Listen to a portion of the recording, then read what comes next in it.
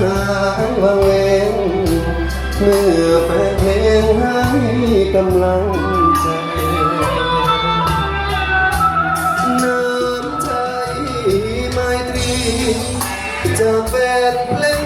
ทุกที่ปราณีหลั่งไหลผมขอฝากน้ำอันนั้นเอาไว้โปรดเป็นแรงใจอย่างนี้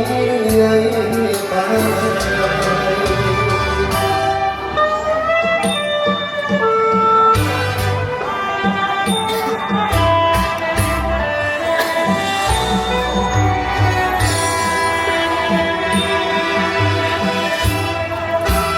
ขออยู่คู่แฟนเพลงไม่เคยคิดว่าเก่งหรือดังกว่าใครเพราะคุณผู้ฟัง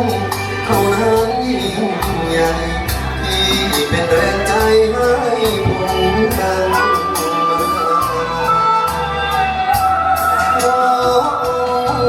เทวาสถิตฟ้าฟ้ายิ่งใหญ่คงไพ่ทาง